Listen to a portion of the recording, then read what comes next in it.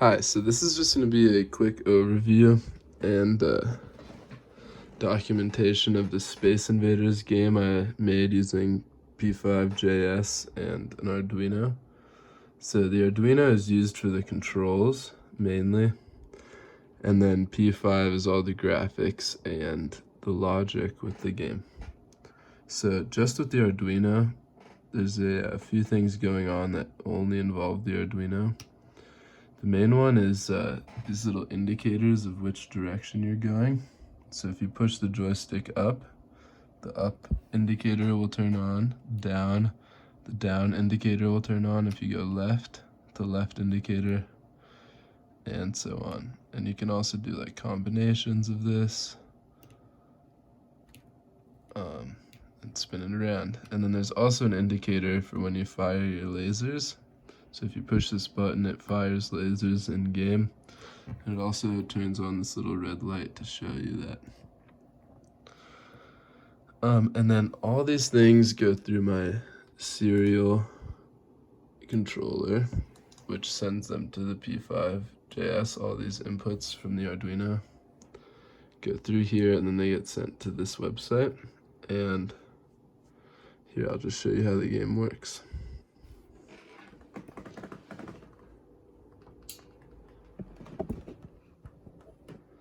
Just setting up the camera real quick. I'm hoping I get the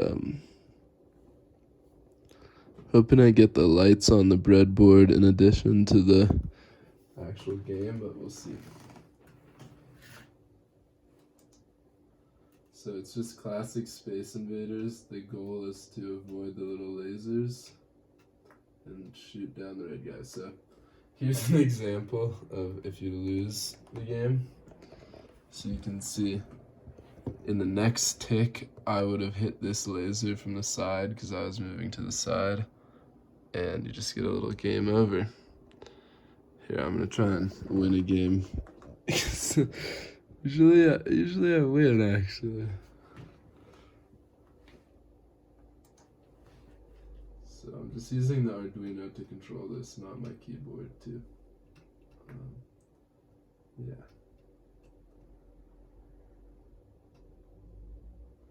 Oh, another cool thing. Here, if I can just get in a safe area. So you'll notice these Space Invaders follow a pattern, but every once in a while they'll move down the board a bit. There, you see all that? So they move down a few pixels. It's every five rotations they move down. So that kind of just adds like a little timer so that you can't do what I'm doing and just sit in the corner all game. I thought that was a cool little feature.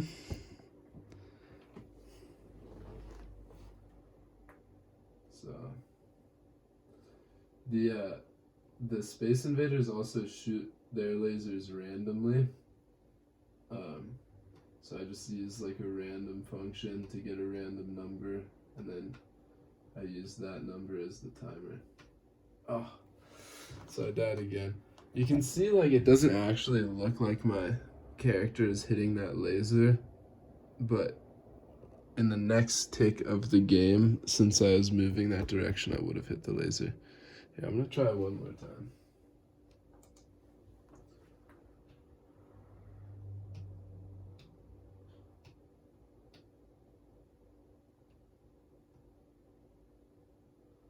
Got a little hole going. This is just turning into a Let's Play, man. Oh my gosh. One more try. This is actually like the first time I've lost this game.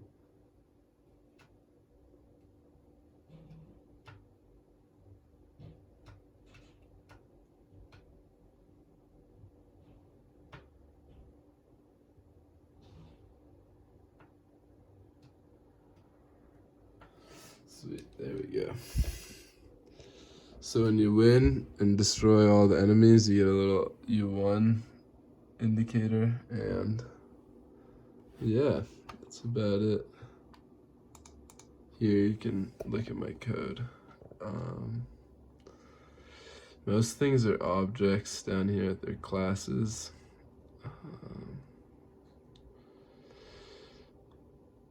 Yeah, I'll use a lot of classes. I don't know. I'll go through this in my documentation, but you can look at my website if you want to hear about the code. What is cool? Let me show you one cool thing in the code. Oh, to time. So like, if you're firing lasers at this guy, you can see they don't come out in like a stream. They come out in an interval. And I couldn't find a pause function that worked with the serial timer, because most pause functions would pause the whole serial timer. So I just use a counter instead. Let me see if I can find that. It should be here. Yeah, so I use this cooldown. So every time this iterates, or this goes through, cooldown starts at 100. It starts at cool max, which I think is 100. And then every time it iterates, it goes down by 1, and once it hits 0, it fires and puts it back at 100. So that's kind of how I got around the whole lack of a timer in P5.js, or lack of a good one. And I thought that was kind of cool. Anyway, thank you. Enjoy the pretty lights. Bye-bye.